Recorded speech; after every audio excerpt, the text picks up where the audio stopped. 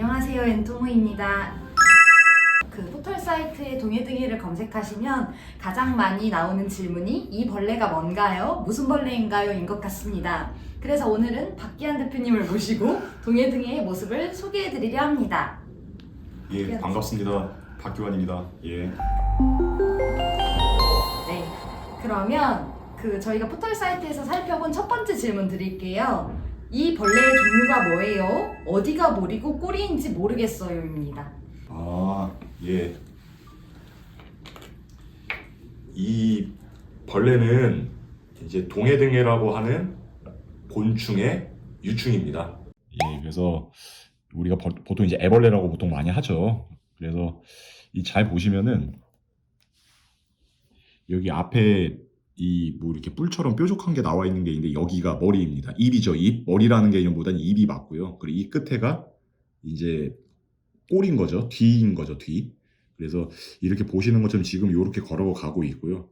그래서 이 보통 앞에 뾰족하게 생긴 요게 이제 먹이 활동을 하는 이제 구기라고 보통 하는데, 이게 확대해서 보면 농진청에서 그 동해등에 잘 키우기 보면 이 구기를 되게 많이 크게 확대해서 나온 그게 있어요. 예, 그래서 그거 보시면 되는 거고, 요게 아마 안테나 가이드 같은 역할을 하는 것 같습니다. 요 입이. 그래서 이렇게 이제 기어가죠. 네.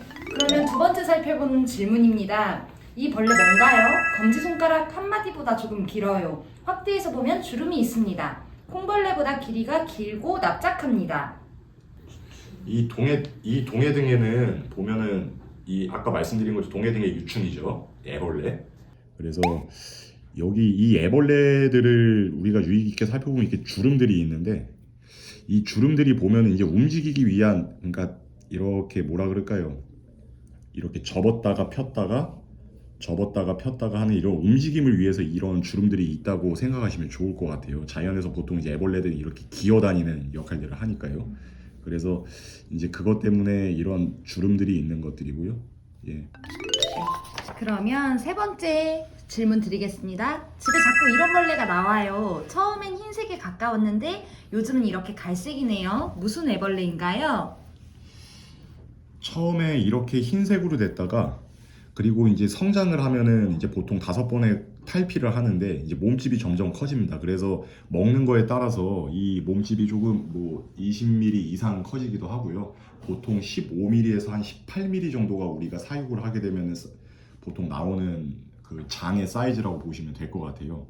그리고 이 애벌레가 하얀, 그러니까 미색 상태에서 다 성장을 하게 되면 이렇게 번데기가 되기 전에 이제 이렇게 이제 저희는 갈변이라고 하는데요. 이제 갈변이 됩니다. 그래서 이 갈변이 된 다음에 여기서 일자로 쭉 뻗어서 굳죠. 그러면 이제 번데기가 되고 이렇게 성충이 됩니다. 예. 그래서 그냥 단순하게 색깔을 벗고 어두운 색으로 이제 갈변을 뭐 진행한다 생각하시면 될 것 같고, 이 갈변 과정에서 이제 번데기가 돼야 하니까 각이 두꺼워지죠. 피부가 두꺼워지죠. 그래서 이제 그러기 위해서 이렇게 갈변을 한다고 생각하시면 될 것 같아요. 네.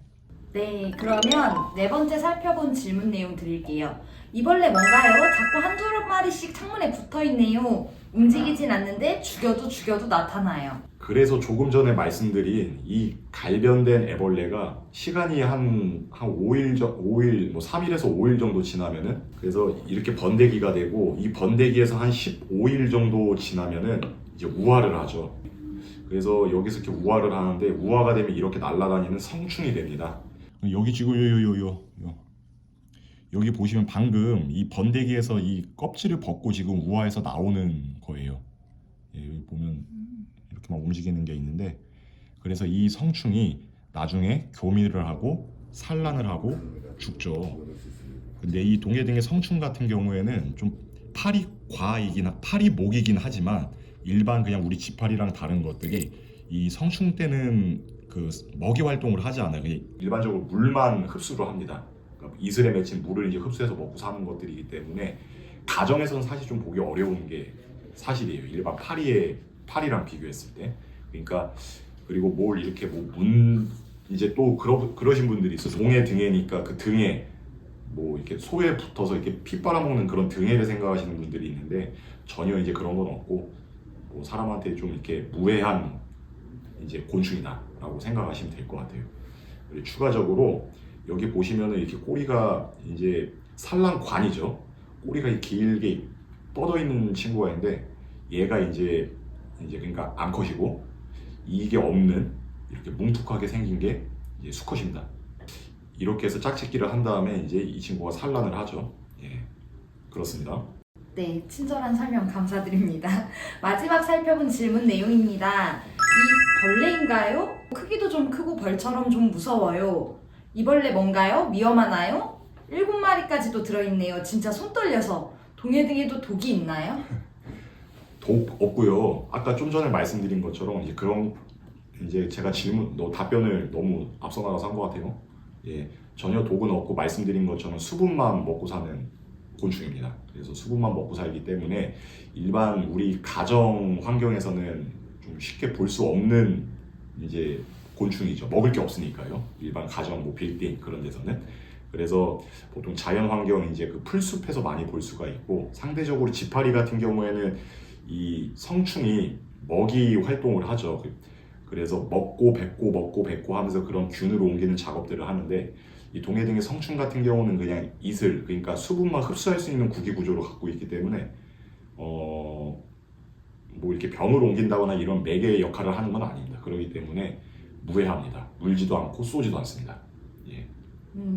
착한 친구네요. 그러면 이렇게 마무리하기가 너무 아쉬워서 보너스 질문 들어가겠습니다. 동해등해가 어떻게 물만 먹고 사는지 궁금합니다. 이 보통 성충의 역할은 동해등의 생애 주기, 총 45일의 생애 주기에서 그러니까 알에서 깨어나서 이 작은 약충, 작은 유충에서 그리고 뭐 이제 애벌레가 성장을 하면서 그리고 이제 번데기가 되고 그리고 이제 그 번데기에서 우화를 해서 성충이 되는 이 과정 중에서 그 전체 과정에서 성충이 차지하는 그 기간은 얼마 안 돼요. 그냥 오로지 맹목적으로 산란하고 교미하고 산란하고 하는 게 이 친구들의 일입니다. 그래서 뭐 논문 자료에 보면은 이 동해등의 성충은 그 뭡니까? 그러니까 단물, 단 거, 이렇게 보통 먹는다고 해요. 그래서 이 동해등의 성충을 잘 키우기 위해서 해외에서는 이제 뭐 그런 설탕물을 이렇게 분사를 해준다든가 이런 작업들을 하는데 그렇기 때문에 그냥 오로지 그냥 물만 먹고 사는 곤충이죠. 그래서 다른 거는 굳이 먹지 않아도 될 정도의 에너지를 이미 번데기 때 다 충족하고 성충이 되는 거죠. 그래서 사실 물을 안 먹어도 산란하는데 문제는 없어요. 일반 사육 환경에서는 물을 안 주고 그냥 이제 산란을 받습니다. 예. 네, 박기한 대표님을 모시고 포털 사이트에 주요 올라와 있는 내용들, 질문들을 한번 질문에 대한 답변을 들어봤습니다. 다음에 더 유익한 정보로 찾아오겠습니다. 감사합니다.